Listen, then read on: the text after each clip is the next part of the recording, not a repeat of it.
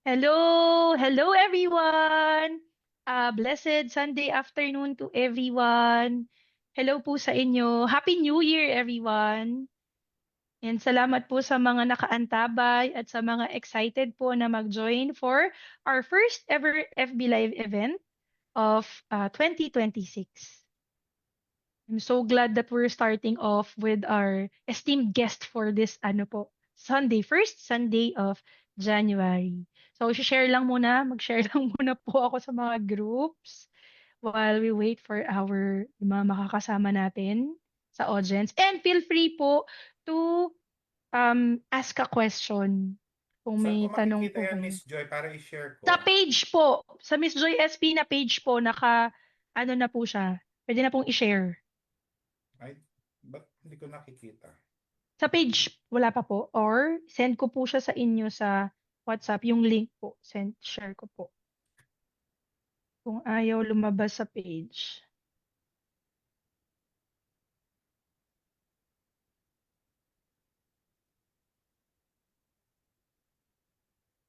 Check nyo po, sinend ko po sa WhatsApp. Okay. Kasi pag pumupunta ako doon sa profile mo, hindi. Wala pa, no? Opo. Minsan nga po, hindi po agad siya lumalabas. Pag Pero Zoom check nyo yata, po. ganun eh. Yan.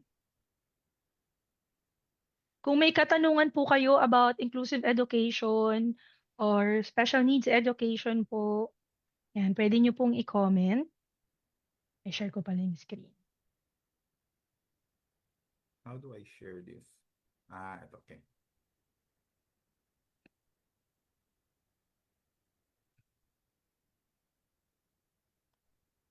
You can also comment where you're watching us from. Kung kayo po ay available na makasali sa ating live na usapan ngayon.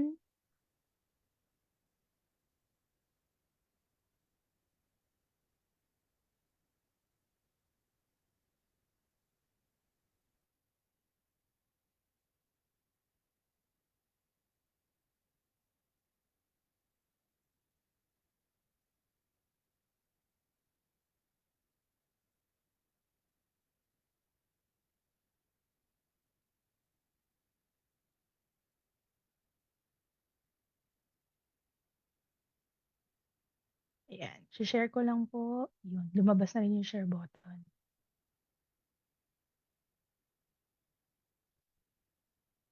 Okay. So, good afternoon. I will now introduce, thank you po sa sa mga nag-join sa atin. You can also share this FB Live po para mapanood po ng iba. So, let me introduce um, Sir Alfonso Castro de Alban, or also known as Teacher Al, is a doctoral degree candidate from the Philippine Normal University, where he also received his master's degree in educational management.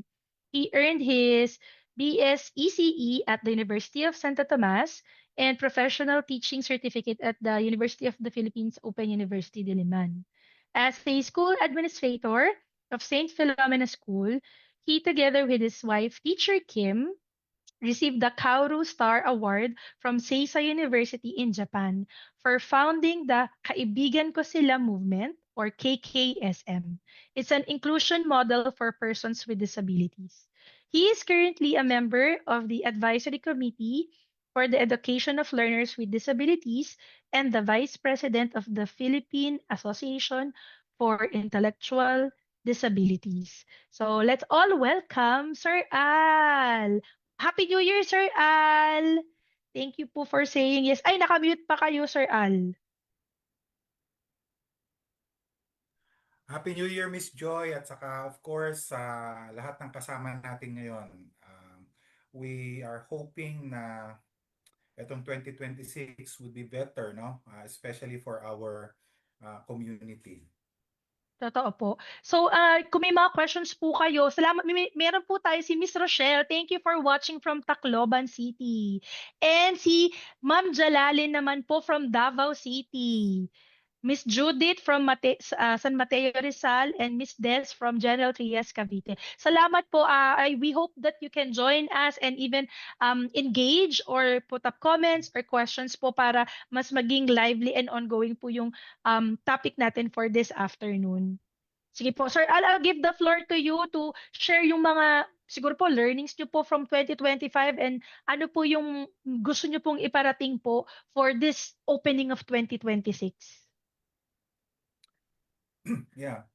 Well, a while ago, nagkwekwentuhan tayo, no, Miss Joy, na sabi ko nga, I took the opportunity nitong Christmas vacation para to look back, no, hindi lang yung 2025, kung hindi yung the past few years that we've been advocating inclusive education.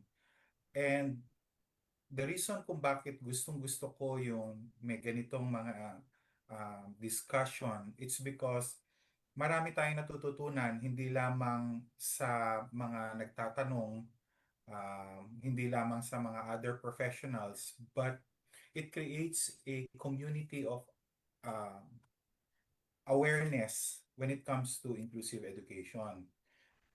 10-15 years ago, hindi pa natin wala ang mga community ng mga magulang na merong mga anak na may autism, Down syndrome, cerebral palsy, lahat ng disabilities, meron naman. Kaya lang hindi as masasabi natin ngayon na vocal at network, kumbaga malaki yung reach nila mainly because of social media.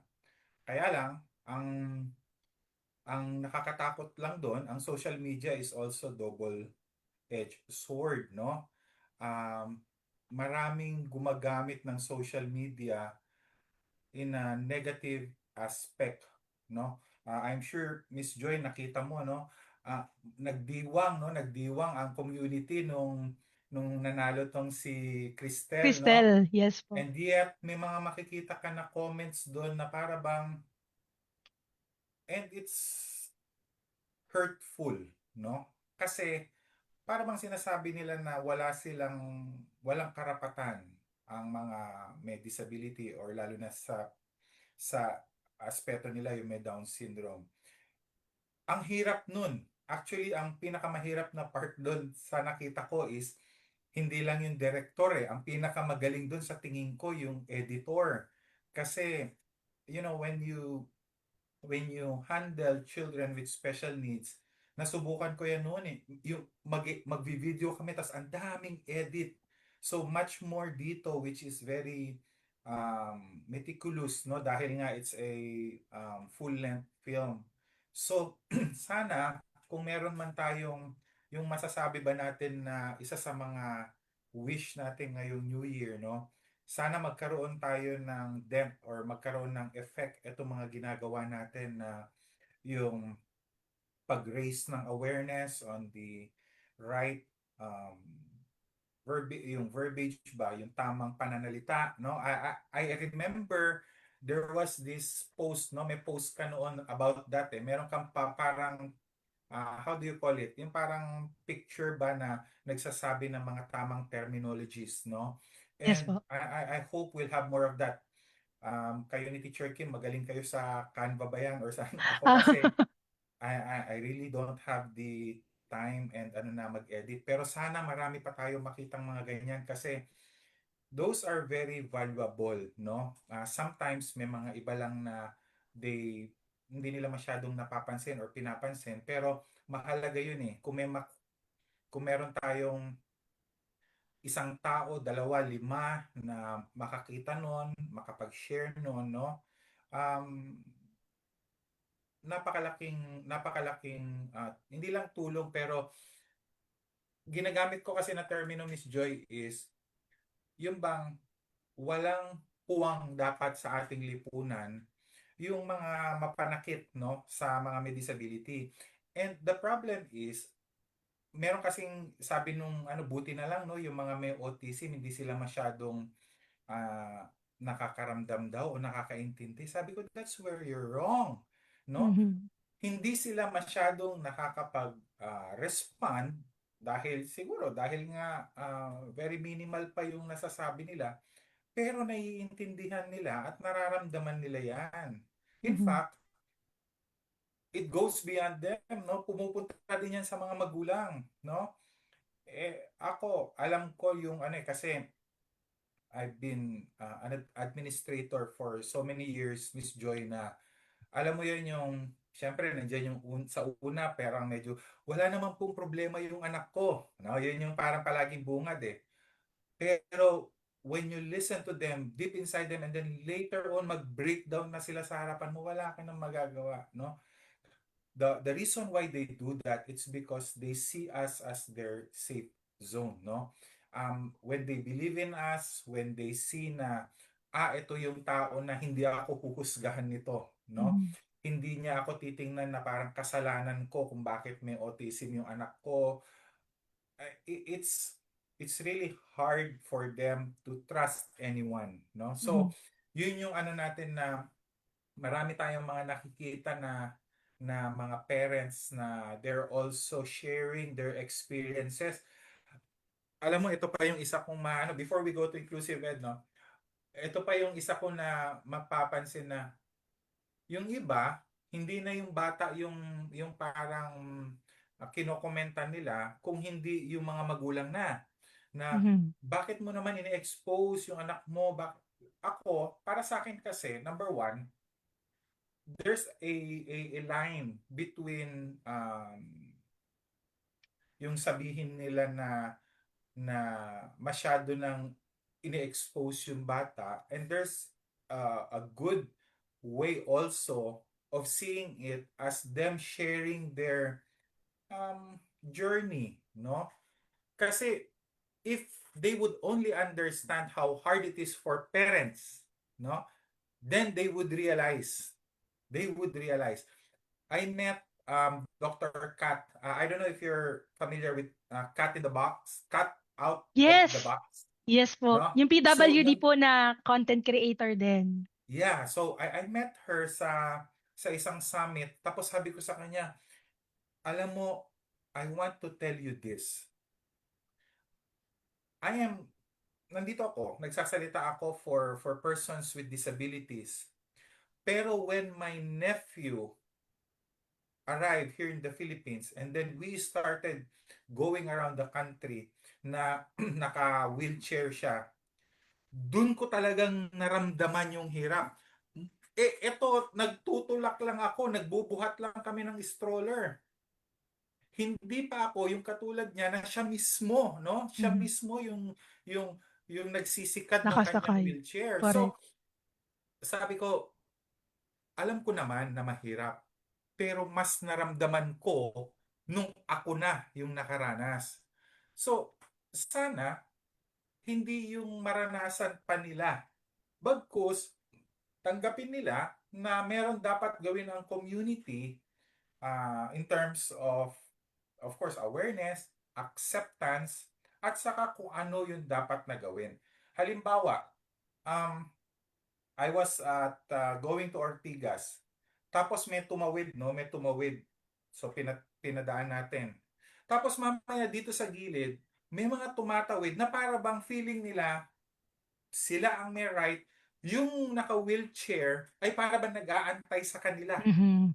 Na Mhm. para bang, hmm, ano yun, kayo lang ang pwede sa kalsada, no? So, Mhm.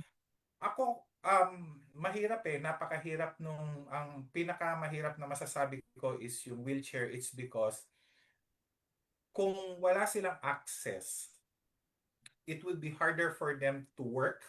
It will be harder for them to experience yung halimbawa, yung pupunta ba sa mga tourist spots, no?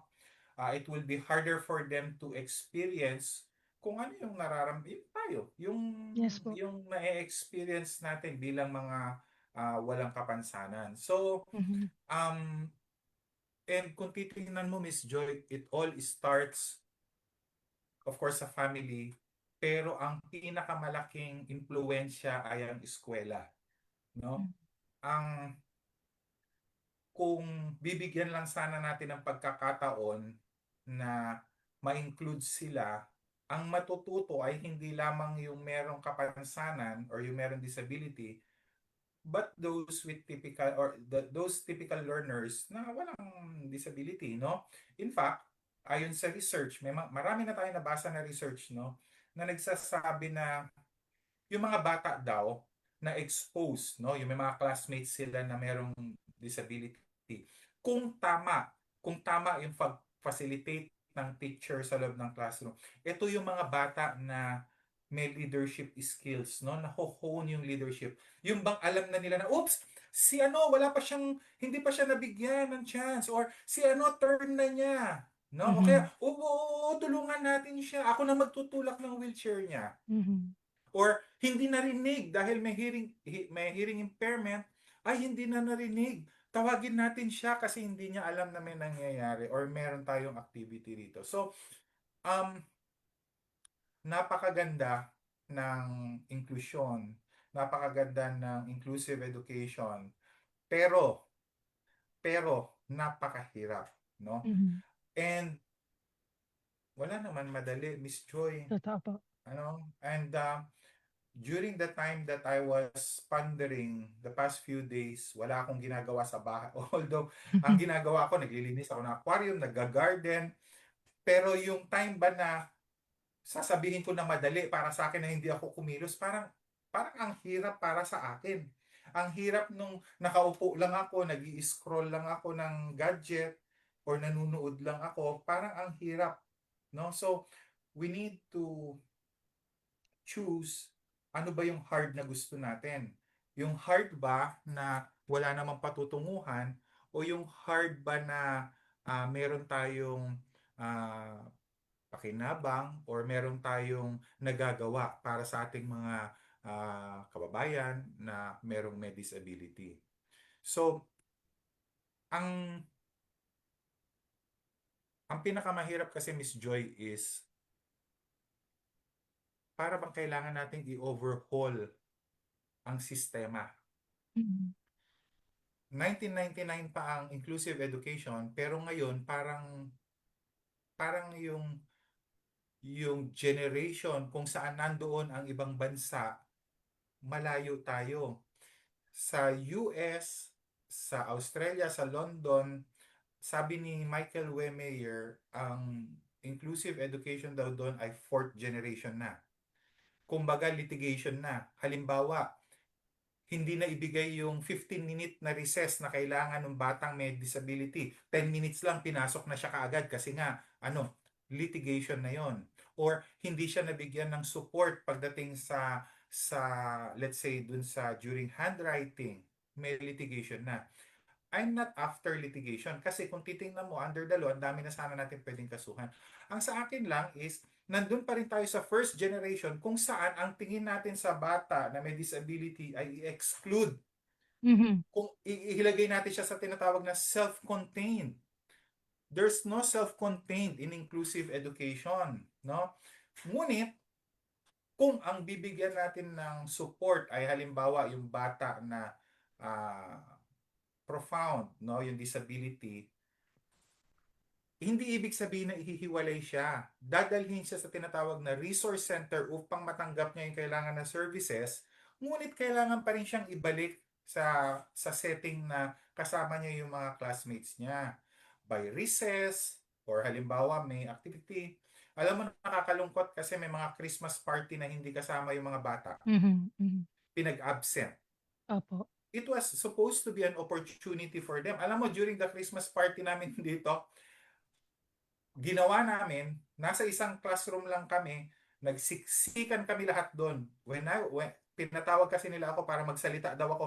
Yung bata, nagtatatalon sa harapan ko, I didn't mind because they were Mhm. so excited. Mhm. First time nila na maka-experience ng Christmas party. No? Can you imagine these children na hindi naiimbita sa mga birthday parties, sa mga reunion? Bakit? Mhm. Ayaw na lang ng magulang kasi nga, ganun eh. Pero hindi eh. Dapat nga natin silang i-expose. And that's the reason kung bakit sometimes no, nakakalungkot kasi maraming gumagastos for celebration. And yet hindi nila naiisip na ay Oo nga pala, meron tayong kapamilya, meron tayong kamag-anak na baka pwede nating bigyan ng accommodation.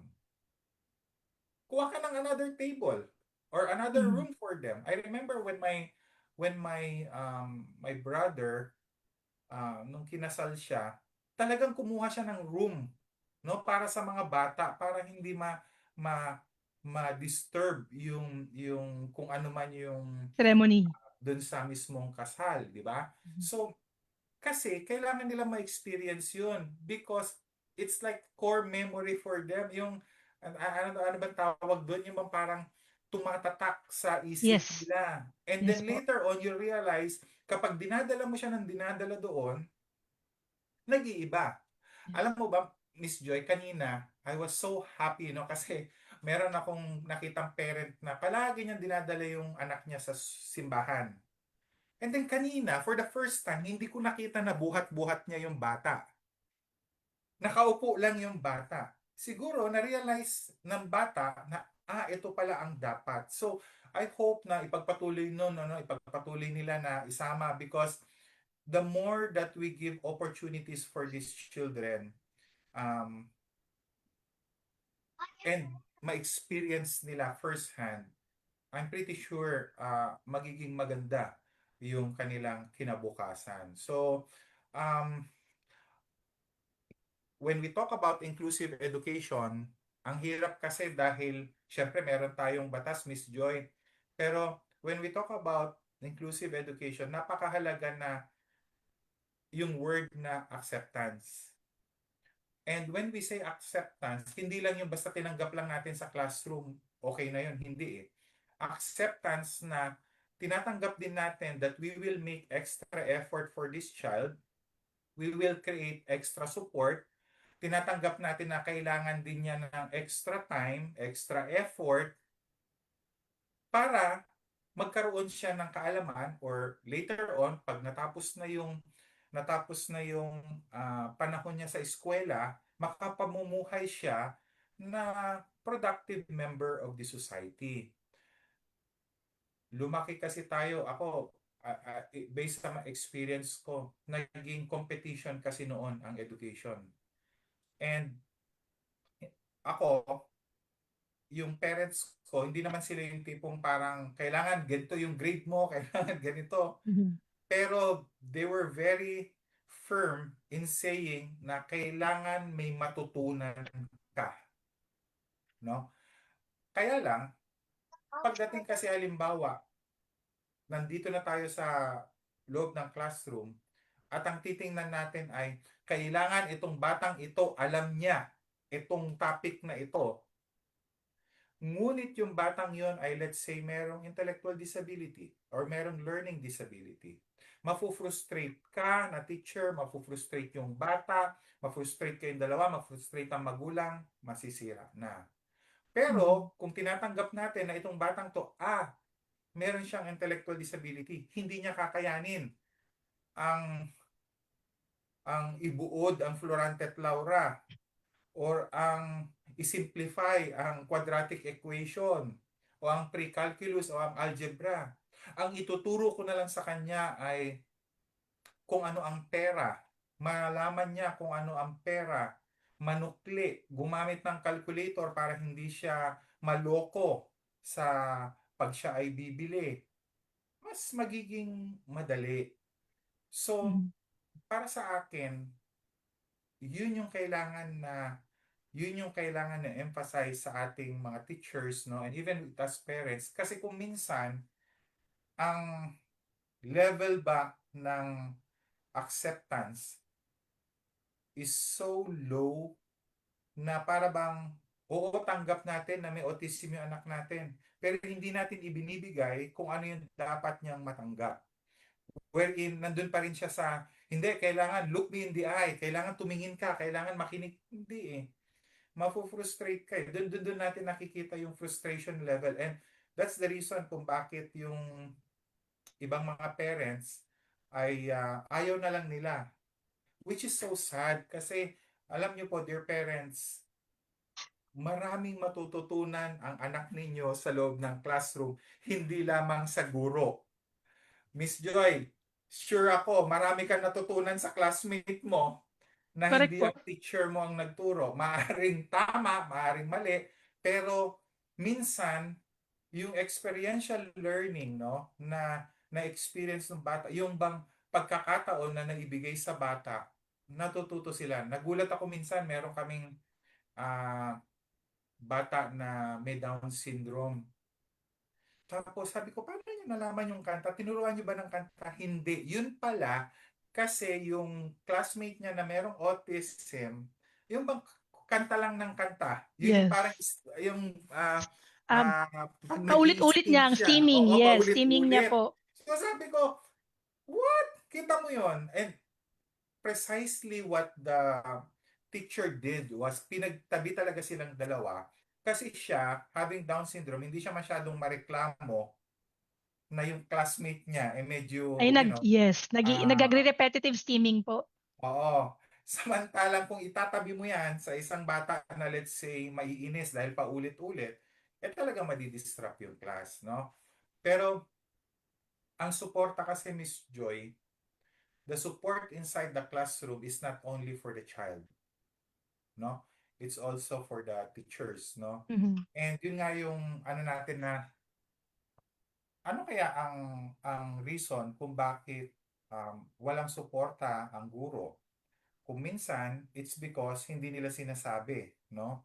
Or kung minsan, siguro, dahil akala nila may mga maling assumption na ang tinitingnan ng nag-o-observe sa kanila is kung ano yung itsura ng classroom nila as compared sa kung paano sila magturo. Yun yung ano palagi nating na encounter na kaya walang suporta na binigay doon sa teacher, it's because nung nag-demo siya, pina-absent niya yung mga bata na medyo takbo ng takbo. So, hindi nakita nung galing sa division, sa region. So, sa tingin nila, okay lang yun, no? Pero, pagbalik ng regular na class, nandun naman uli yung bata, edi ang gulo. Ako sabi Mhm. ko, pakita nyo kahit na yung mga basag na salamin, pakita ninyo. Bakit? Hindi naman ang teacher ang dapat na gumastos dyan sa public school, even sa private school. Kami, we give everything, bond paper, lahat, ibigay namin lahat, pati yung mga ano, maayos. Those are supports. Kaya lang, ang problem kasi, especially sa public school, ang pinagbabasehan is document, no? Yung kung Mhm. ano yung nasa papel. And more often, yung nasa papel na yan, checklist na yan, hindi naman, it does not reflect the real situation inside the classroom. So, yun yung gusto natin na mabago this 2026. We would take a proactive approach, no? Ayan, aminado naman ang gobyerno. Ang EDCOM 2, we've been reaching out to them several times and hindi man nila aminin, hindi man nila ano yun, pero nakikita naman natin sa mga postings nila na inilalabas nila kung ano yung problema. Mhm. Ang tanong ko lang is this, alam ang problema, pero paano ba natin susolusyonan? Kasi kung band-aid solution lang din ang Approach. magiging approach, wala rin eh. Mhm. Again, I'll go back to my um, to my statement that inclusive education here in the Philippines is since 1999. Mhm. The reason kung bakit hindi nga siya parang widely accepted, it's because sinasabi nila na kakulangan sa training. I've read a narrative 2003 and 2004 saying that the reason, ang ginagamit nilang reason sa division, public school to, is that hindi pa sila ready. They're not fully trained. So, saan dapat manggaling ang training? The Department of Education being the lead agency when it comes to education, sa kanila nang gagaling yon. So, hindi ba na ibibigay ng DepEd? Hindi ba or yung DEX noon? DEX pa kasi noon. And when I dug deeper, kasi sinasabi ng mga principal school heads na wala po kasing budget. Aba, chinek ko lahat ng General Appropriation Act since 2018 hanggang this year. There are billions in budget. In fact, tinotal ko 55 billion. So, saan napunta yun? Mhm. Ang pinakamasakit, Miss Joy, na talagang ramdam na ramdam ko is that merong training. Kaya lang, medyo parang merong mali dun sa training na ibinigay. When I say mali dun sa training, yung bang the terms that's being used, the activities that are being prescribed, mali eh. Para bang hindi nag-consult sa expert. And bakit mahalaga magkonsulta sa expert? Kasi kung hindi tama ang ginawa in the first place, magpapaulit-ulit lang yan. And that's what the MDTs are for, no? Yung multidisciplinary team tulad mo, Miss Joy, you're part of it as an SLP. And alam mo yon, yung mga binibigay mo na mga webinars, yung mga binibigay mo would somehow inform or raise awareness, especially to teachers. Kasi kami mga teachers, hindi naman kami clinical tulad ninyo. And only you can diagnose and at the same time create activities na would somehow, especially sa mechanical portion na part ng pagsalita, no, ng speaking, kaya dapat manggaling sa inyo. Hindi pa Mhm. pwede kasi I know I would push some buttons on you kapag sinabi ko, no, but may mga ano kasi na they would do this na may mga massage, may mga ano, that's not part of ano, marami ako napupuntahan ano, and that's not part of your duties, no? So stick to the educational side kasi meron naman aspeto na educational ang approach pagdating sa pananalita. Halimbawa, sa phonemic awareness, ikaw Mhm. bilang teacher, ginagawa mo naman yung mga sounds, no?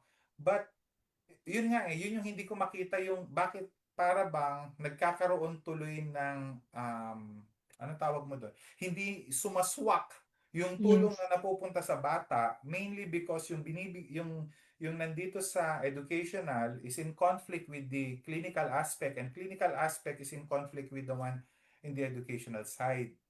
So, yun yung gusto natin tanggalin at yun yung gusto natin i-bridge yung gap, Miss Joy, Correct. na sana magkaroon tayo ng ah, mas maganda ba na approach or collaboration kasi hindi naman kaya yan ng teacher lang. Hindi Mhm. yan kaya ng OT lang, ng SLP lang, hindi. Meron nga tayong kasabihan, di ba? Yung it takes a village, a community to raise a child. And literally, kahit janitor, katulong, Yes. kasama sa May part. pagpapalaki ng mga bata. Part, yes. So, I hope na matanggal natin yung barrier na yon, no? I say barrier kasi there was this convention, Miss Joy, that I attended. And then kilalang kilala tong speaker. Talagang magaling naman talaga siya na speaker. She presented several barriers kung bakit hindi daw nagpo-progress yung bata. And you know what? After this convention, matagal na to, 20 bago pa mag-pandemic. Sabi ko, may I have a moment with the speaker? Sabi ko, and then nag-usap kami sa side. Sabi ko, ma'am, alam mo may nakalimutan kayo na isang barrier. Sabi ko ganun. Kasi she was talking about different kind of barrier, environmental barriers, ganyan, ganyan. Sabi ko, nakalimutan niyo po yung professional barrier. And I think Mhm. we should acknowledge that para mabago. Tapos, Mhm. siya parang, alam mo yung, what do you mean professional barrier? Mhm. Yan, ganon. Sabi ko, I don't know if you're aware, but there are um, teachers, doctors, ano na, salasalungat yung inaano nila. And ang pangit pa doon, nagiging ano sa magulang na para bang kalaban ng isa yung isa.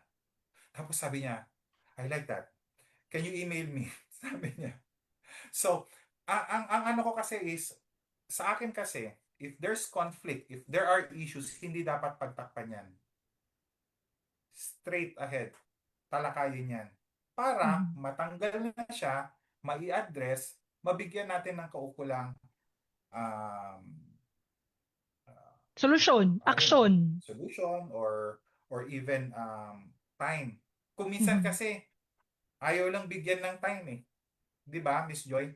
Kung Opo. minsan hindi naman kailangan talaga ng drastic na change eh. It's just that wala lang talagang pakialam. Mhm. Eto, we've been saying all along na may budget, may budget, may budget, may budget, may budget. And then I realized, ang tingin ko kasi sa 1 billion, Miss Joy, parang 1 million kasi malagi na natin na napag-uusapan. Pero my God, ang 1 billion pala is 1,001 million. So, ibig Mhm. sabihin, yung budget na, binigyan ka ng budget na, let's say, 55 billion with a course of 8 years, ang dami mo na dapat nagawa doon. Pero bakit parang wala? Mhm. So, yun yung ano ko na, hindi ko naman inaano yung, ano kasi, marami naman tayong mga content creators or nandyan sa social media na syempre di- different yung personality nila, pero ako kasi you cannot you cannot like cuff me na parang sabihin mo sa akin na huy, wag mong pag-usapan ito ah, huy, wag mong pag-usapan ito ah. Mas Mhm. makikurious ako eh. Bakit? Mhm. Mhm. Dapat nga pinag-uusapan upang ma-address. So, Mhm. yun yung kinagandahan na kung bakit maganda yung mga ganito na merong ginagawa kayo na nagbibigay ng talk. It's because yung bang awareness sa parents, no, na malaman nila, parang yung kinikwento mo kanina na ito kasing parent, hindi niya lang alam eh, pero meron pala siyang karapatan. Meron palang karapatan yung bata. Or meron palang dapat gawin ang gobyerno. No? Mhm. Kasi ang batas kasi ay para dun sa mga sa lahat. Ngunit mas binibigyan nito ng opportunity yung mga wala. Mhm. Hindi ba, Miss Joy? Um, it's because of the law kung bakit yung bata na nasa lansangan ay dapat hindi nandoon. Dapat Mhm. kinukup siya. Dapat binibigyan siya ng ano dahil may karapatan siya ayon sa batas. Kung wala yung batas, anarchy. Mhm. And that's the reason kung bakit napakaganda nung inclusive education na Act, yung RA 11650. It's because it mandates not only the government but the private sector as well. Alam mo, ito trivia, Miss Joy.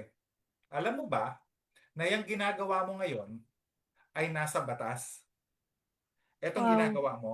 Kasi ayon sa batas, nakalagay doon that private participation, no, in general, kahit na anong aspeto, wini-welcome yan ng batas. No? So, ibig sabihin, itong ginagawa mo, private participation, ito yung nagre-raise ng awareness, nagbibigay ng kasagutan, ano, nagbibigay ng kaalaman upang alam ng magulang kung ano ba dapat, Mhm. para saan ba dapat. Isa sa pinaka masasabi ko na hindi ko makakalimutan na regalo na natanggap ko sa Pasko is yung t-shirt, no? I received a t-shirt last Christmas. Binigay nung kapatid ko, nakalagay doon, walang non-graded level, no, na placement. Because yung part kasi na yun kasi yung parang naging journey namin since 2016. 2016 pa lang nung when we got our DepEd yung recognition namin sa special education noong 2013. And then kine-question ko sa DepEd. Sabi ko, bakit non-graded? Hindi pwede. May grade level dapat. So nilalagay namin noon pa lang, no, even before the LIS, may grade level ang mga bata namin. Hanggang ngayon. And ang ano kasi is, sinasabi nila na wala daw ng graded level kasi may nakalagay mismo sa LIS na non-graded. Hindi. Hindi po ibig sabihin na nandyan ay tama Mhm. yan. Maaring yung proponent na gumawa Eh, syempre, technical yan eh. IT, I'm an engineer. I know that it's not just someone who made that. There are I more on IT, no? Yung information and technology. Unless may nagbigay ng input na, uy, teka, tanggalin natin yung non-graded kasi wala naman non-graded na Mhm. level. Hanggang ngayon, Mhm. di pa tinatanggal. Mhm. Since ang dami na namin letter, no, sa department. So, hindi nila tinatanggal. So, patuloy pa rin tayo. Hindi tayo hinto dyan. Now, kung gusto nila mag-file ulit tayo ng case, may mga final kasi tayo na case na hindi natin pwedeng sabihin, no? Yeah, Kasi yeah. nasa Office of the For President na privacy, yung yes po. decision. Yes So, po. but, you know, sa tingin ko, if we are actively doing these things, no, if we're actively um, raising awareness when it comes to the implementation of the law, ang makikinabang dito yung bata eh. At ang Mhm. pakinabang sa bata, makikinabang din tayo dyan kasi pagtanda natin, sila na yung magiging part ng society eh. Yes. Can you That imagine? becomes part of the solution, sir. Yeah, di ba? Hindi sila yung... Kasi can you imagine kung halimbawa all of a sudden, God forbids, all of a sudden, nawala ang magulang. Siguro 2 years, 3 years, medyo nandiyan yung mga kamag-anak, no? Pero paano kung nawala na rin yung mga kamag-anak na yon? Mhm. Yun yung mahirap eh. Mhm. And I've been using that, no? Sinasabi ko na yan direct. Walang gumagamit niya, Miss Joy. Mhm. Walang nagsasabi noon because masakit para sa magulang. Mhm. Pero ako, diretsa. Since 2013, sinasabi ko, we need to do this. Why? Because, God forbids, tomorrow, mawala ka, paanong anak mo? Alam Mhm. yan ng mga magulang na dumaan dito sa amin. Mhm. And so, I hope na yun yung magiging mindset natin bilang guro, bilang part of the multidisciplinary team, bilang part of the community, parents, na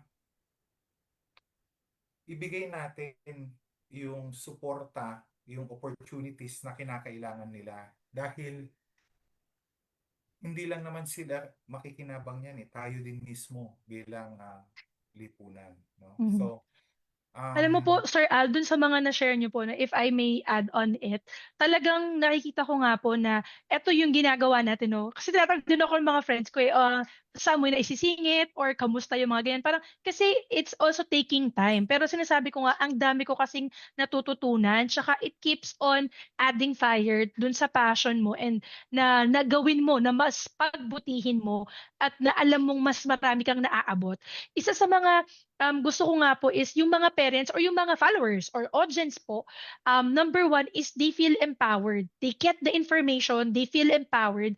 And yung pang isang binanggit ko kanina, sir, yung i-avoid natin yung pitting this professional or this person to the other. Kung hindi, like I'm thinking, kapag may magulang na na-empower natin, na na-educate natin, they themselves will continue to seek more of the information. So hindi kayong parang laging nakabase, sinabi ni ganito, or ni ganito. Pero dahil sila mismo nagkakaroon ng curiosity to know more, to support, to advocate for their kids. Yun po yung gusto ko talaga, na hindi lang sila, kasi sinabi po ni Miss Joy or sinabi po ni Sir Al, hindi lang ganun. Hindi natitigil dun sa dahil narinig ko sinabi ng professional or ng someone or ng content creator na maraming followers, hindi doon natitigil kundi doon sa parent na continuously gumagawa ng paraan para sila mismo ay makapanindigan ng, alam niyo po yun, may confidence, may awareness, and makapag-advocate. Kasi marami po sa mga parents yung yun nga, kung kulang ka sa kaalaman, sa information, sa batas, hindi mo alam paano ka magpo-proceed dun sa mga nangyayari sa anak mo or nagiging sitwasyon nyo, para kang powerless. Pero kung ikaw, nai-empower ka, tas um, kumbaga nagtitake ka ng time, nag-effort ka na mas manood, makapakinig, magsaliksik ng para sa iyo din, hindi lang dahil sinabi ni ganito at ni ganyan. Kumbaga, ikaw mismo, lumalakas yung kumpiyansa mo sa sarili mo na kaya kong magsalita, mag-advocate on behalf of my child. And yung karapatan niya, yung karapatan namin, di ba? Kasi marami pong magulang yung clueless, tapos parang paano ko sasabihin to sa school? Or paano ko sasabihin na ito right namin to kasi ganto naman, nagbayad naman kami. Bakit biglang nagkaroon ng changes dun sa administration dahil lang sa hindi nila pala kaya yung anak ko or yung mga ganong bagay po, 'di ba? So yun po yung isa na gusto ko nga din po na sa mga followers and sa mga nakakapanood sa atin that they themselves feel na continuous din yung learning nila. Tapos hindi lang yung gagamitin mo yung word na sinabi nito, kundi ikaw mismo nagsasaliksik ka, natututo ka, tapos ini-empower mo yung sarili mo dun sa mga hakbang na gagawin mo para ipaglaban yung rights po, 'di ba, sir? Um, yeah, gusto kong maganda yung sinabi mo na yun, Miss Joy. Ang changes, any changes pagdating sa bata inside the public or private school must be with the consent of the parent. Hindi pa pwede na all of a sudden bigla na lang sabihin ng school head or ng principal or ng school administrator na, ay ma'am, modular po kayo bukas. Pwede kung halimbawang as a whole. Pero kung sa isang tao lamang, hindi pa pwede yun. Kailangan papayag muna yung magulang. At kailangan pinagmimitingan yun. Kaya nga, yung sinasabi, legal daw ba ang ano? Legal, pero tama ba yung implementation? Ang under the policy of DepEd, pwede naman ang modular. Pero kasi, kapag halimbawang minodular mo lang lahat ng naka-enroll sa'yo, eh ba't pa naka-enroll yan, lalo na sa private school? Eh, mahirap lumabas sa bibig natin, pero, nagbabayad ang parents. We should do better. Mm. Now, yung konteksto ba na hindi namin kaya yung bata, I would like to remind both public and private school heads, principal, and school administrator sa private school, kaya kayo nabigyan ng permit, kaya kayo nabigyan ng recognition, it's because merong imposition doon na sinasabi na kailangan maibigay ninyo kung ano yung sinasaad na batas ng batas para sa bata. Now, kung hindi mo ma-address ang issue or suporta ng bata, pwedeng ma-revoke yung permit or yung recognition mo. Sa public school naman, may mandato kayo eh. In fact, hindi nga kailangan ng RA 11650 eh. Under the Constitution, 1987 Constitution of the Republic of the Philippines, Article 14, no, sa education, Section 1, sinasabi doon na may mandato ang Estado na magbigay ng equitable access to education sa lahat. Kaya kung mapapansin mo, pag sinabi mong basic education, kahit na saan ka pumunta dito sa buong bansa natin, kailangan merong basic education, no? Merong kinder to grade 12. Wala pa kasing mandato pagdating sa kolehiyo, meron na rin yata, no? Kaya nagkakaroon na ng mga state or yung mga city colleges. Pero ang tuon, especially pagdating sa basic education, kailangan nandun. So, maganda yung point mo, Miss Joy. I hope na may mga nakikinig sa atin dito na makuha yung sagot na yon so that they can somehow talk to their school, no? Wag naman yung parang susugod kayo doon na parang, hoy, sinabi ng batas, ganyan-ganyan, di ba? Hindi naman. Kung minsan, sinusubukan lang din siguro nung iba kung sa makalusot. Mhm. Pero para sa akin, bilang magulang, dapat kung ano yung mandato, kung ano yung karapatan ng ating mga anak, no? Ay wag po tayong mahiya. Nandun kasi tayo sa ano eh. Alam mo, Miss Joy, meron ako nakausap. Galing siya sa isa siyang researcher, no, ng EDCOM, um, ibang lahi. Sabi niya sa akin, para kang hindi Pilipino magsalita. Kasi daw, I'm very frank with my questions and with my statements, especially dun sa mga alam ko na totoo. At saka yung mga question ko, yung tinatanong ko is directly pertaining to ito inclusive education and to the topic at hand. Sabi kasi niya, tayo daw mga Pilipino, especially kung ang kausap na natin ay yung mas mataas na sa atin in position or those who are in higher position, medyo okay na po, okay na. Yung gano'n na lang, no? Parang, Mhm. ah, "Oh, bakit? Bakit? Wala nga tayong budget." "Ano? Okay, sige po ma'am, sorry po, hindi na po namin Bakit? Ang teacher nga ang, you know, ako para sa akin mas mataas ang ano ng teacher kasi ang teacher hindi yan mawawala ang public school teacher hindi yan mawawala sa loob ng eskwela na basta-basta. Samantalang ang principal in 3 years or 3, 4 years, alis na siya. Wala siyang pakialam kung nabigay ba niya o hindi. Kaya ikaw bilang teacher, public school teacher, I would demand what you need inside the classroom. Especially kung kinakailangan mo ng tulong katulad ng learning support aids, yung tutulong sa iyo doon sa loob ng classroom mo dahil meron kang mga bolter, meron kang mga runner, meron kang mga bata na disengage. So, sana mag-start, ma-empower ang magulang na magsalita upang makuha nila kung ano yung karapatan ng anak nila at sana din ang mga guro magsalita upang makuha din nila. Alam mo, nasa batas din na kung sino yung mga nauna under RA 11650, sino yung mga nauna or maraming mga SNED or mga learners with disabilities, sino yung mga unang nag-request, sila yung unang bibigyan. Kaya nga sinasabi ko, mag-email kayo. It is not insubordination. Hindi naman yung, eh, hindi, nagsabi ka sa teacher mo, nag-email ka sa principal mo, sa school head, hindi niya pinansin. Hindi padala mo sa central office Mhm. kasi meron yan DepEd number 47, DepEd 47 series of 2022, letter D. Pwede kang mag-email sa central office kung ano ang kailangan mo. Basta pertaining to basic education. So, ewan ko, bakit hindi nila ginawa?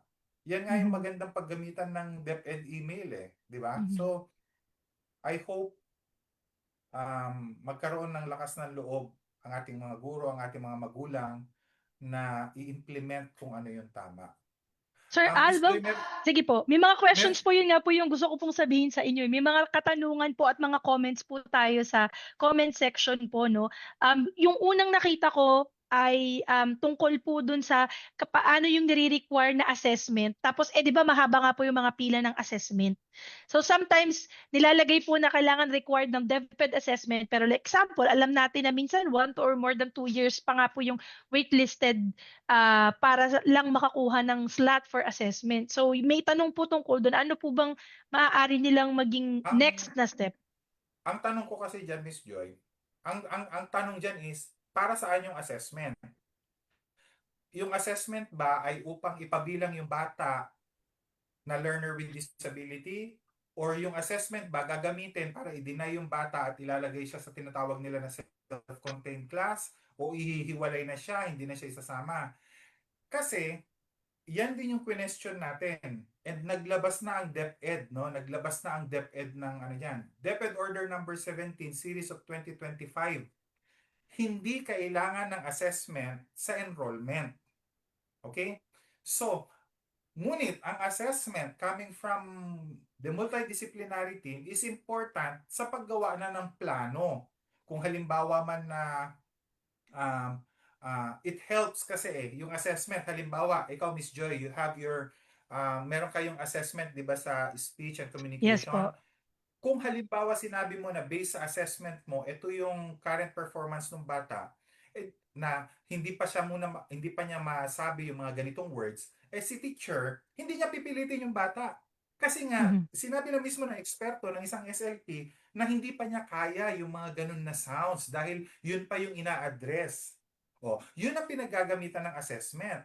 Unfortunately, meron na naman mga magagalit nito. Unfortunately, ang iniisip ng iba na pinaggagamitan ng assessment ay meron po siyang autism, hindi po namin kaya na may autism, hindi po siya pwede sa amin. Ang pinaka-paborito ko po na section sa RA 11650 is section number 5, no? Which mandates public and private school that they cannot deny, no? They cannot deny admission based on disability. Hindi nyo po pa pwedeng sabihin na, ay, meron kang hearing impairment, hindi ka namin tatanggapin. Ay, meron kang autism, hindi ka namin tatanggapin. Alam mo ba, Miss Joy, wala kaming estudyante dito na may hearing impairment. Pero kumuha ako ng someone who knows FSL. Kasi Mhm. ina-anticipate ko na baka may mag-enroll, no? Mhm. So ganun kasi dapat tayo bilang isang institusyon sa public or sa private, proactive ba? Hindi yung Mhm. ay wala kami niyan eh. Hindi eh. Nawala na yung ang ganda-ganda ng mga mission vision natin sa ating mga institusyon pero totoo ba nga ba 'yun? 'Di ba? Totoo po. So, Opo.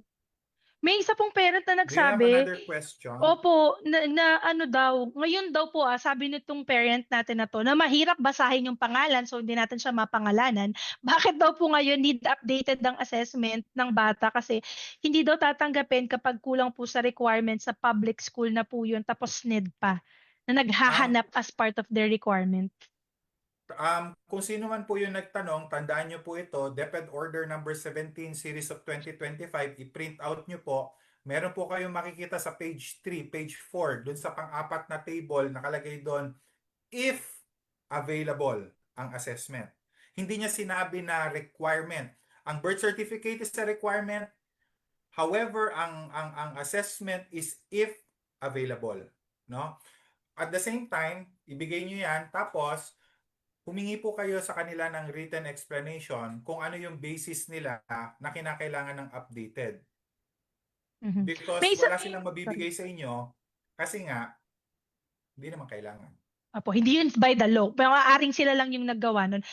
Sir, yung pong nabanggit ko po sa inyo, tinatanong po ni Mami kung magreklamo daw po ba siya, yung kanina pong naibanggit ko pong kwento po sa inyo, or would you advise po na harapin at kausapin muna po niya ulit yung school administrator and principal? Ako, I'm pretty sure kapag halimbawang marirealize ng school administrator na may alam kayo at ipipilit ninyo kung ano yung nararapat para sa anak ninyo, I'm pretty sure nagagawa sila ng hakbang upang ma-address yung issue. Kasi hindi naman tayo confrontational eh. Siguro medyo pensive lang kasi nakita mo naman ako, Miss Joy, several times we've met several times and maaring medyo matalas lang magsalita, prangka lang tayo pero hindi naman tayo confrontational, ano? Ang inaano ko, ganun din ang pag-approach natin dito. Lapitan natin, sabihin sa principal, ipaalam, or baka naman, pwede ba ako mag-shameless plug? Sige po. Kung wala pa kayong libro, itong Inclusive Yes Education po. Made Easy, makakatulong po. Yung tanong po na yan actually ay nandito rin. Ayan no, number 3. Mhm. Where do kita mo, ang ganda ng pagbukas na pagbukas ko, Miss Joy, nakalagay, where do I report violation or concerns of a child's legal rights in education? O, andito lahat po yung sagot, no? Maaari nyo pong lapitan, hindi naman po yung maghabla-habla-habla kasi magiging ano rin yan eh, magiging problema din sa inyo dahil syempre you would be going back and forth to the division office. Baka naman pwedeng mapag-usapan ninyo, baka lang sabi nga nila yung termino nila ano na you got off the wrong foot, no? Yung mali Mhm. lang yung unang-una na Pag-uumpisa. latag, oo. Pero mapag-aayos nyo yan. I'm pretty sure Mhm. dahil hindi naman na po may iwasan ng inclusive education. Hindi tulad noon 1999 na nandyan tapos napabayaan. Ito po may mandato po na by 2030 dapat lahat ng schools, 2030 lahat ng schools. So, kaya nga po ang dami natin marami tayong mga ah, ginagawa ngayon upang tulungan, both private and public. Miss Joy, alam mo, meron ako nakita si Dr. Mario nanonood ngayon. Apo. Alam mo, magaling na advocate, isa sa mga advocate si Dr. Mario. Sa NCDA siya eh. Aha. No? Ngayon, he is leading the inclusive education sa bayan nila at saka sa Pangasinan. I hope na um, makausap mo din siya kasi I'm Yes pretty po. sure he would also need your expertise. No? Marami ako nakita kaya lang ang bilis kasi nung ano pero siya kasi yung Nakita ko kanina si Apo, Dr. kanina po Mario. nung nakita niyo. Yes po. May tanong din po dito. I have a son who's turning 5 this month and we started looking for school. We're eyeing a public school near us but based on other parents' feedback, there's a low chance for us dahil i-assess daw yung kid. Although we know our right, how can we fight the system and we are very worried na po. Ito naman, ang pwede mo naman pong gamitin ay ang DepEd Order number 15 series of 2025. Ang ano po dyan is kapag ang bata ay 5 years old, by cut-off, kailangan kinder. Hindi nyo po kailangan magpakita ng assessment. Ang bata na 5 years old kinder, may mandato yan. Pwede rin po kayong pumunta sa website ng Department of Education, i-search nyo doon yung Kindergarten Act. At makikita nyo po doon mismo na sinasabi doon na ang kindergarten ang magre-ready sa bata. Hindi yung ang bata ang ready sa school. Hindi. Ang kindergarten ang magre-ready sa bata. Ang kindergarten po, wala po yan grades na 85, 86, 87, hindi po. Ang grading system po niyan ay yung tinatawag na parang non-graded or yung narrative or yung checklist. No, hindi siya grade na 85, 86. Mainly because wala rin po bumabagsak ng kinder. Yun yung pinagtatakahan ko. Hindi pa daw ready sa grade 1. Eh, kasalanan ng kinder teacher yun. Kasi dapat Di ba? preparation po Hindi yun for kasalanan the ng grade bata. level. Mhm. Yeah, Yes po. so I hope that answers the question and sana wag ka masyado may stress kasi alam nyo po, don't, okay, parents, whenever there are parents na mag-inquire dito, papasukin namin ni Teacher Kim sa loob yung bata. Kasi gusto namin na ilabas ng parents kung ano yung gusto nilang sabihin. Whenever you discuss anything about the child, please make sure na wala yung bata. Kasi nafe-feel nila yan. Nafe-feel nila yung halimbawa, yung enerhiya ninyo na, ay naku, hindi natatanggapin yung anak natin. Hindi na, wag po. Kung pag-uusapan nyo pong mag-asawa yan, pwede sa loob ng kotse, or kapag halimbawang nasa mall kayo na walang ibang nakakarinig, sa restaurant, pero wag nyo pong iparamdam sa bata dahil na-absorb nila. And kung minsan, akala lang natin hindi nagsasalita yung bata or hindi nakikinig yung bata, pero para po silang espongha. Na-absorb nila lahat ng nakikita at Mhm. naririnig nila. Mhm. Yung po pala, Mami Marian, kasi nagpa-follow up question si Mami Marian, yung po yung nakwento ko po sa inyo, no? Sabi niya po kasi ang wino-worry niya is baka pag initan daw, kapag nag-set siya na makausap yung parents. Baka pag initan. Kasi di ba nilagay po siya sa homeschool na parang modules na lang. So baka pag kinausap niya daw, paano naman daw po kung pag initan? Wala. Ang worry ko naman dyan is, number one, tama, nandun yung aspeto na yun. Pero between pag-initan na magiging malaking kaso para sa institution at yung hindi mabibigay dun sa bata kung ano yung right niya, um, ano yung saan Mas natin mabigat. Yes po. ano yung mas ano sa atin kasi I will look at it this way, Miss Joy. Kung ako may pera, kung ako may pera, lipat ko kaagad yan, tanggalin ko kaagad yan. Mhm. Ilipat ko kung saang school na nakikita ko na mararamdaman ko. Hindi yung school na gusto ko dahil malapit sa akin, dahil nandun yung kakilala ko, hindi. Hahanap ako ng school na tatanggap para dun sa anak ko. Kaya lang, ang problem kasi is kung nagbayad ka na ng malaki, yung bang parang isinugal mo ang lahat mo, binigay mo ang lahat, tapos parang wala ka naman nakukuha in return, paano yun? Ako, I feel for the parents, no? Kasi kami, mababa lang yung tuition fee namin as compared sa iba, pero alam ko na mabigat pa rin yun, Mhm. lalo na kung ang isang magulang ay isa lang yung nagtatrabaho. Mhm. Or lalo na kung minimum wage lang yung kanilang sweldo. So, Mhm. I wish I could give you a direct answer. Nararamdaman ko yung sinasabi mo na pag-iinitan. Pero para sa akin kasi, ang eskwelahan na pinag-iinitan yung estudyante nila, I will directly say na wala kayong karapatan na maging eskwela. Mhm. Kasi kayo dapat ay nagpo-provide ng opportunity sa bata. I don't think may mga pinag-iinitan. Siguro kung may pag-iinitan, it would be on the person. Yung tao na kausap ko, pag-initan niya yung anak mo. Pero, I don't think the school would allow that. Mhm. We've, ter- we've removed, no? We've removed um, or advised to remove mga teachers na halimbawang nare-receive namin. Meron nag-consult sa amin, nagbigay ganyan, ganito, ganito. Sabi kong ganun, ang dami na niyang, NTE, ang dami na niyang cases na ganyan eh. Terminate yun na, Mhm. Correct. di ba? Opo. Kasi Ano pwede namang matanggal ang isa kung halimbawang meron ng grounds, no? Halimbawa, may mga memo na, may mga ano na may mga cases na ganyan, Miss Joy, na yung bata ay napag-iinitan na talagang personalan. So mhm. recorded siya, no, recorded siya, tapos nag-file ng case, natanggal.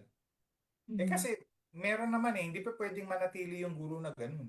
But Correct I po. don't think the school would allow it. Yun yung Mhm. sinasabi ko. I don't think the school would allow yung pag-iinitan. Kasi Mhm.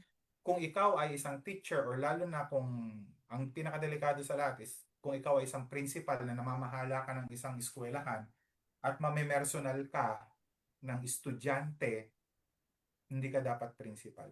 Mhm. I can't Mhm. say that to anyone directly who is Mhm. um, having that attitude na Opo. namimersonal.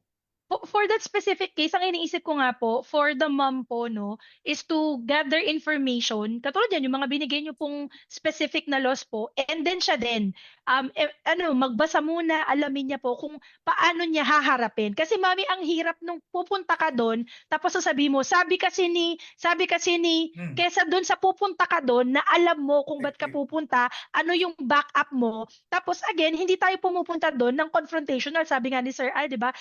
Not to confront kasi we want a discussion, we want a conversation para sabihin na ay napagtanto ko po after nung last meeting natin na ito po pala yung mga karapatan ng anak ko at saka dahil nagbabayad kami, so ayun, baka pwede po nating i-reconsider. So mami, yung pagpunta mo doon, gain muna po kayo ng information, paano nyo po sasabihin. Kasi again, hindi po kayo pupunta doon na kasama ako o kasama si Sir Al. Kayo po yung haharap eh. So yung kung paano mo siya sasabihin, i-compose mo yung sarili mo, kung paano mo sila haharapin. Baka you may want to take some more time, weeks, kung paano mo ipiprepare yung sarili mo. And again, yun nga po, for open conversation, hindi ka na nandun para i-point na mali, mali, hindi ganun eh. Gusto mo po na mas maunawaan nila at makita nila na kayo po, may information kayo na nagsasabi na di po ba dapat na ito po yung accommodations or yung mga, dahil paying po kayo paying na parent po kayo sa isang private school.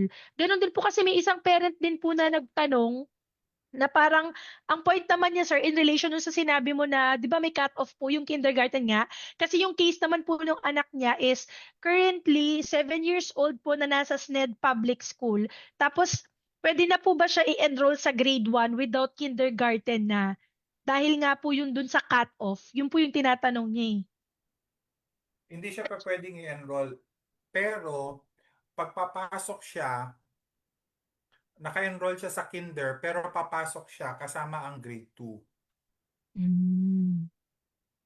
Ibig sabihin, 7 years old na siya, di ba? So, hindi Apo. kasi pa pwede mong isama yung mga malalaki sa maliliit.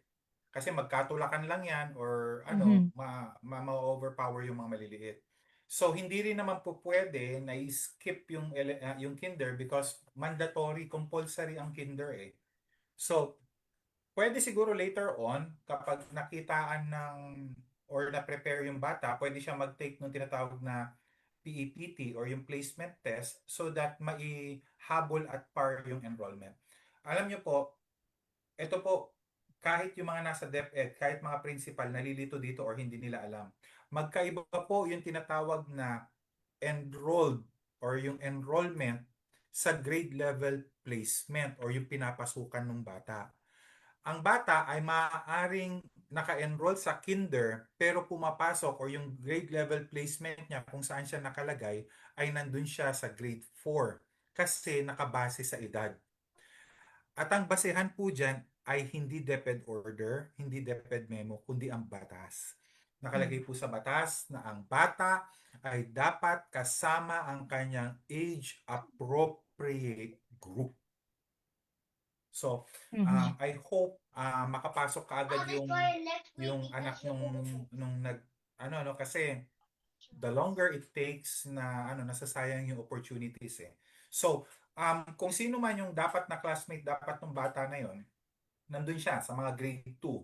Pero sa data sa LIS, sa papel, naka-enroll siya sa kinder. Kasi hindi pa pwede talagang tumalon ng kinder. Unless during the process, kung magaling yung teacher niya, i-prepare siya sa PEPT para mag-take siya ng PEPT exam. Usually naman quarterly may PEPT eh. Mhm. So that's also something that they can Google or learn about or research po, 'di ba? Oo, Para dun maging sa path po ninyo. dun sa mga although ako Miss Joy, ayoko kasi ginagamit ko minsan yan ng mga iba lalo na sa public school na ipi-EPT na lang. Ang bata kasi na may autism or may intellectual disability, mahirapan sila sa PEPT kasi it is designed for Typical, typical na mga bata. Pero neurotypical. kasi may mga iba naman na nakaka-adapt or ano pa rin. Pero after kasi ng PEPT, pwede mo yan i-substantiate. Nasubukan ko na yan. Meron kasi kaming magaling na estudyante noon. Ang galing niya, ang tataas ng scores niya sa math, sa ano. Pero yung Filipino niya, few questions pa lang nag-stop na. Mm. Ginawa namin, sinubstantiate namin ng psychoeducational assessment. And then magaling siyang managalog kasi Bulakenyo. Ngunit, sadyang hirap siya. Miss Joy, tatanungin ko itong mga teachers natin na hindi Filipino major. Magbigay nga kayo ng 5 parirala, no? Na patungkol sa bagong taon. At gamitin ang 5 parirala na yan na gumawa ng 6 na talata patungkol sa mga bata. Sige nga, hirap ang mga bata. So, bakit natin gagamitin or bakit nating haharangan yung kanilang opportunities, no? So, nandiyan yung mga requirement, nandiyan yung mga competencies, yes, we need to comply with them. Pero first and foremost, dapat ang titingnan natin is kung ano ang makabubuti sa bata. Mhm. Totoo po. Naalala ko po sa isang talk na sinasabi niyo, no, yung ano yung makabubuti sa bata, kailangan malinaw din sa mga magulang. Kasi sometimes, parang nag-overlap or parang hindi malinaw sa magulang kung ano yung kailangan ng bata versus ano yung gusto ng magulang para sa bata. 'Di ba, sir? Parang May sometimes feeling tawag, mo, may sige tawag sir. ako dyan, Miss Joy. Ang tawag ko dyan, special needs ng bata, special wants ng parent. Want. Hmm. Tatandaan po natin na mas mahalaga ang needs kesa sa wants. Halimbawa, ito sa mga bata na yung mga hinahandle natin ng mga matatanda. Sinasabi natin palagi na ang chicken joy, is it a need or a want? Kasi kadalasan need yan para sa bata. Pero hindi naman yan need eh. Why? Because you can also eat like let's say fish or tinola. But yung want kasi hindi yun yung dapat natin pinagtutuunan ng pansin. So, tama yung sinabi mo, Miss Joy. There are times na I don't know kung nangyari na rin sa'yo na sana po masabi po niya yung ganito, masabi na po niya yung pangalan niya. Eh yung pangalan niya ay let's say Sobrang medyo hirap. mahirap at saka 'di ba may sa sounds may mga stages 'yan, 'di ba? Yes Umauna po. muna yung N, yung mga ganyan. So, um meron din kasing conflict kung minsan, Miss Joy, na I've encountered na ikaw salita ka ng salita. Mas alam namin ng mga magulang ang anak namin. Totoo naman po 'yun. Pero po, pagdating po sa loob ng classroom, masasabi naman po siguro namin na mas alam namin kung ano yung dapat. So, Totoo. May hindi kailangan. po tayo magkaaway. No po? Alam nyo po, alam din naman namin na kahit na anong sabihin namin na inclusive education na kayo naman masusunod sa anak nyo eh. But we're giving or we're providing you with options, no? So, yun yung inaano namin na nagbibigay kami ng options, opportunities and support para sa bata. Hindi natin kaaway ang magulang.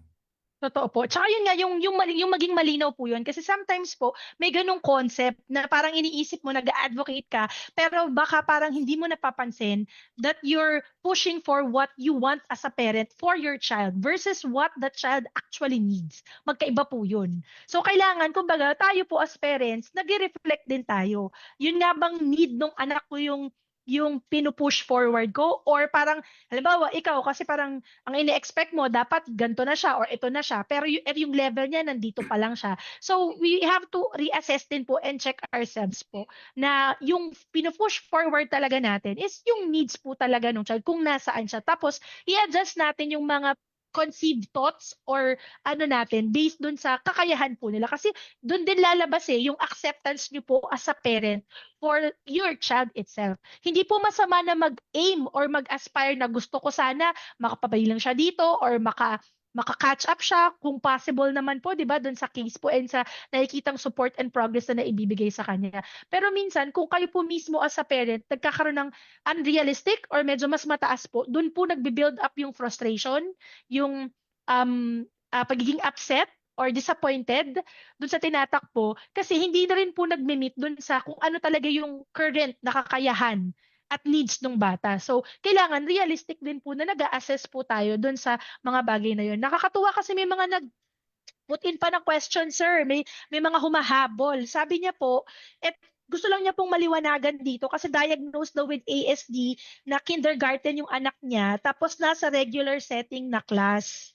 Tapos po, wala na daw po kasi yung SNED teacher sa school. So, nung nag-card giving, hindi daw po nasali yung anak daw niya anak niya kasi kasi nga daw po na-enroll yung anak niya sa SNED na non-graded. So parang hindi niya yata alam na non-graded na enroll. Again, parents, especially kung ang anak ninyo is under ng SNED or yung merong diagnosis at alam ng teacher, you must always request for an IEP. Kasi dun sa IEP, dun malalaman kung saan nakaupo yung anak nyo, kung saan pumapasok yung anak nyo, kung tuwing kailan siya ipo-pull out or may papasok na support services. Again, Miss Joy, hindi yan kasalanan ng bata eh. So bakit parang kasalanan tuloy ng bata yung pag-alis nung SNED teacher, no? Um, Hindi pa pwede na ma-disrupt yung paperworks ng bata because merong internal na issue with the school. So hindi dapat masabi na walang kung public man yan, mas lalo na. Kung private man yan, it is the obligation of the the school na hindi ma-disrupt, no? Halimbawa, may biglang umalis na guro dito sa amin. Hindi ko sasabihin dun sa ano na ano kasi umalis na siya eh. Kailangan magkaroon ako ng ano, napalitan ko kaagad kasi hindi pa pwedeng masira yung yung progress ng bata or yung development ng bata. Hindi ko pwedeng sabihin sa magulang na, naku po, meron pong nag-resign kasi na teacher. Hindi, wala akong ano sa mga ganyan. Ang tuon natin palagi, Miss Joy, pag tayo ay isang eskwela, ay ang bata. Hindi Mhm. natin pwedeng sabihin na, naku po, wala po kasi yung SPED teacher niya. Eh, anong ginawa niyo? Di Mhm. ba? Kasi So, hindi part ng problema, yun, hindi nila para problemahin yun. Sa school po yeah, talaga hindi yan hindi eh. ang problema dapat na hindi naman sa ano pero ang hindi naman problema pero ang iniisip dapat ng magulang is kung papaano niya dadalhin yung bata sa loob ng eskwela or papaano niya mabibigyan ng suporta yung bata sa loob ng eskwela. What happens inside the school should not be the problem of the parent. Problema ng school administrator yan, hindi dapat problema ng parent yan. 'Di ba? So, Apo. ewan ko. Ewan ko, Miss Joy. Sometimes, I take it na ano na kasi ako dati. If you were talking to me like 5 years ago bago mag-pandemic or ano, ay nako, ang dami ko nang niratrat dyan. Mararatrat ko na yan. Pero ngayon kasi, I've come to realize na um, while it's true na may mga mali, eh, baka naman kailangan din nila ng tulong.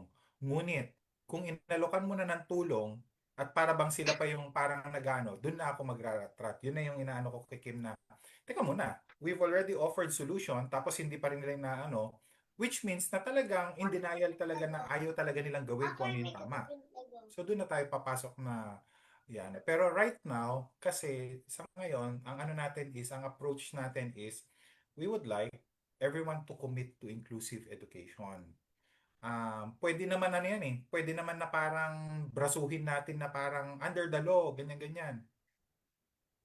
Pwede. Malapit na. Gagawin natin yun kung talagang kinakailangan. Pero sa ngayon, baka lang naman kasi hindi lang nila alam yung ginagawa nila. Kaya tulungan din natin sila. Mhm. May nag-comment.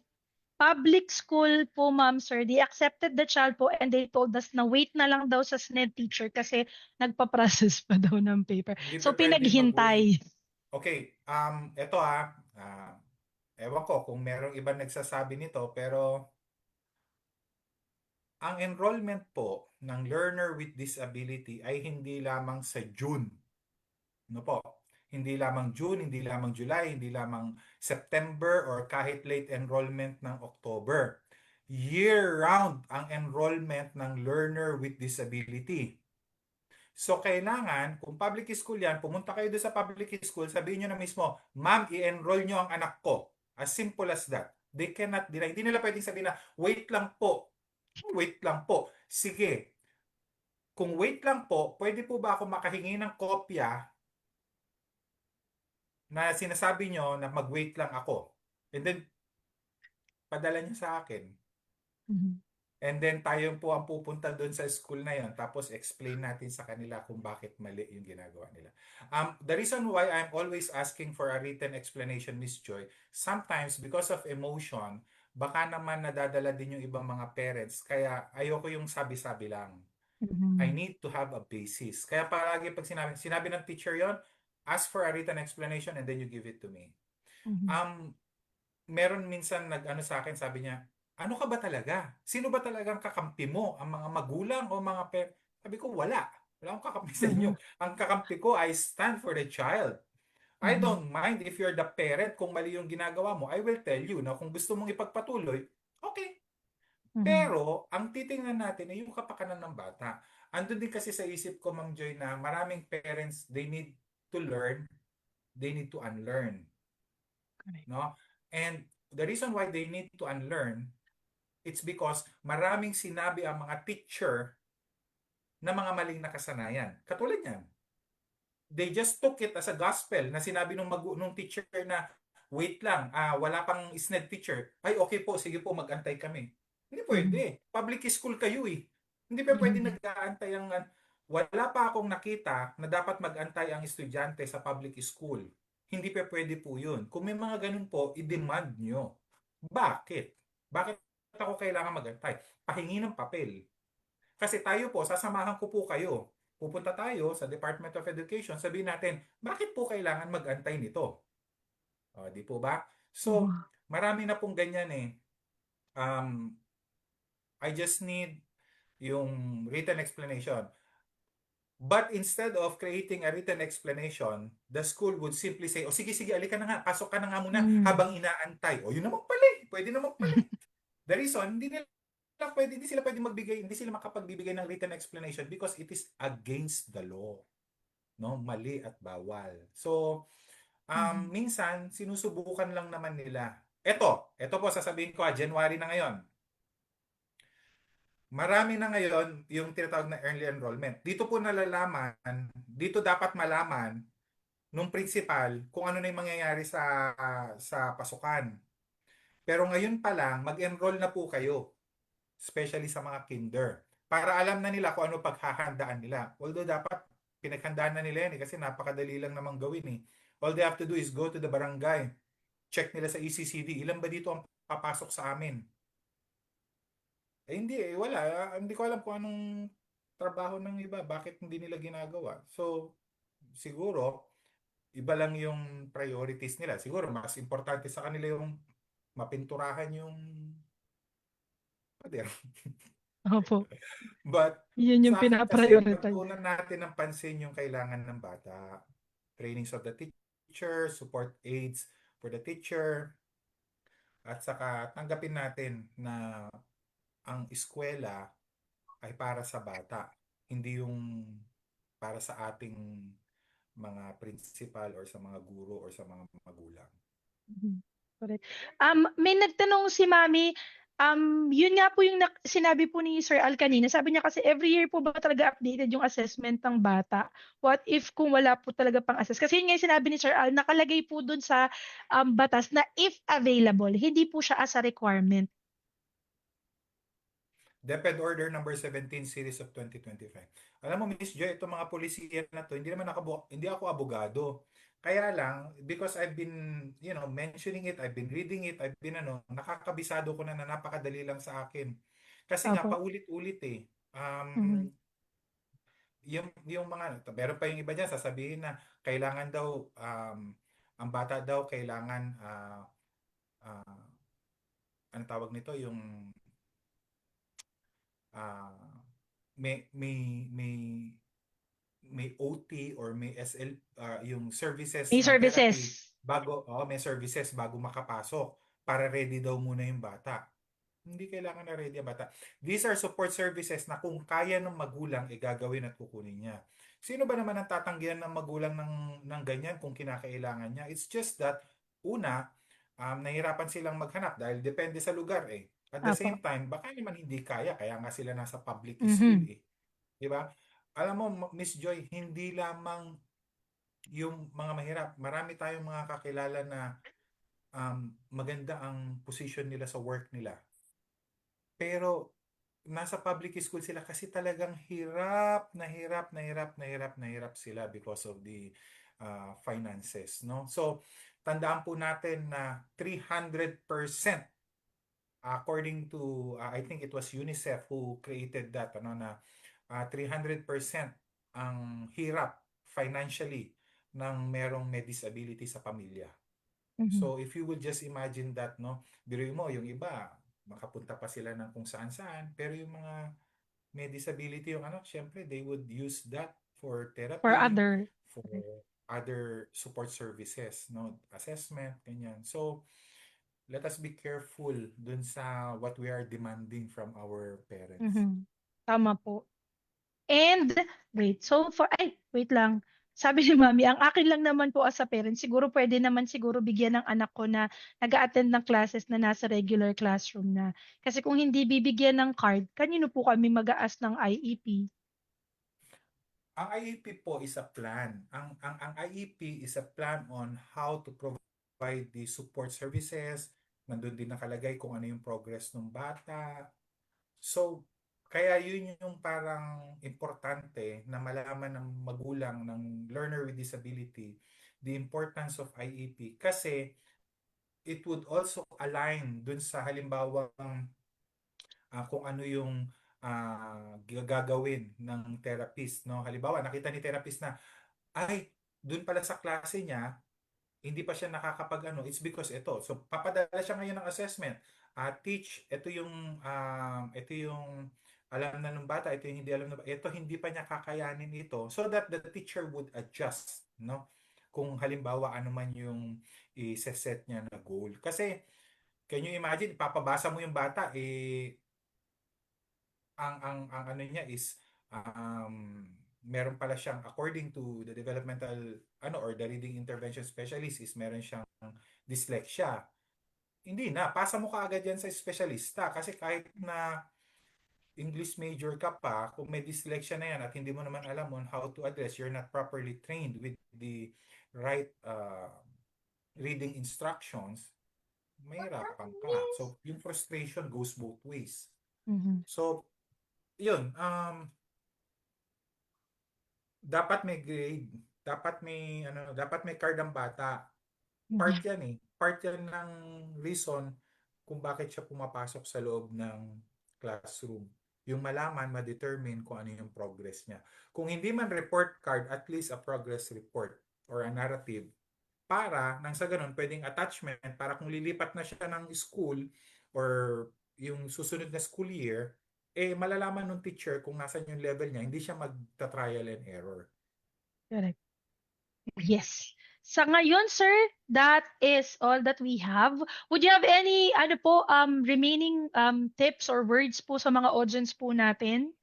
Ay, naku Miss Joy, aabutin tayo ng alas 10. Alam mo, I can be Pag remaining. talking about this. Kaya nga may guide ako eh. I've written down na guide kasi ayoko na mawala. At the same time, marami tayong pwedeng pag-usapan. Kaya lang, syempre, limited din naman yung time natin at saka magpe-prepare din tayo for tomorrow. Other things, yes po. Oo. But I'm hoping na we'll have, sabi nga ni, sana daw marami daw ganitong session. Sabi ni Doc Mark kanina, I hope I can connect you with him kasi marami Yes din po. siyang ideas eh.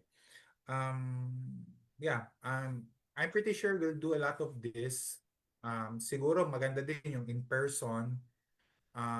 I'll find a way na makahanap din tayo. Kanina may mga nagtanong kung saan yung mga trainings, mga seminar.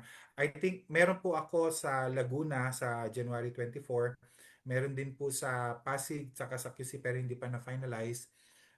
But we will definitely announce it. Yes po. And i-share ko po, once Sir Al has posted it on his FB page, i-share ko din po siya para sa mga iba pa po na nag-aantabay sa mga trainings po na baka available po or nearby po sila doon, Sir Al. Yes, yes, Miss Joy. And I hope na ikaw din sana. Marami ang nangangailangan ng expertise, especially ng mga SLPs. And I hope na 2026 would be better year for our community. I know maraming mga struggles nung 2025 and hopefully ma-overcome natin ang 2026 and it will be better for everyone, especially the Yes, families. No, I feel the families,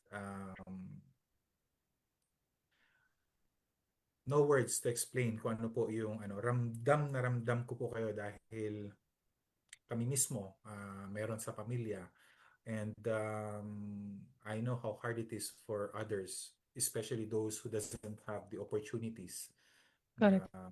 so thank you Miss Mag-advocate. Joy for this Thank opportunity. you. Thank you for saying yes and how you've opened up this year's 2026 FB Live events. Thank you po talaga for saying yes on the first Sunday of January. And yun nga, ang dami pong nakapakinig sa atin. And wag po kayong mag-alala dun sa mga humabol lang kasi lahat po ng FB Live events natin ay ina-upload ko po sa YouTube. It's the same name po, Miss Joy SP, sa YouTube, sa TikTok, sa Instagram. You can follow me po. Tapos pwede nyo pong balikan ng libre on your own time. Ito pong episode natin for today. So thank you so much, sir. I-rundown ko lang po. We're having fresh take for this year sa mga lineup po natin. So from awesome minds to neurodiverse minds. So we want to share more stories po, inspirational stories from families and individuals po who are in the neurodiverse population. And ongoing pa rin po yung ating RSL Peeps Collab to feature SLPs po and their special topics. And of course, yun, A-Team. Yung ating umpisa for this year ay si Sir Al for our top tier awesome team of professionals helping and guiding our families po. So sa next Sunday, I'm so excited to let you know na Mami Jana and Alonso will be featured po and they will share their story. Yan! It's okay to be different. Kaya nga din Hindi po ko alam natuwa po ako. hindi ko alam na si Jana pala yung hindi ko alam na Next. si Jana pala yung ano mo pero ayan, eto, this is from Jana. So Yes. Nakakatuwa.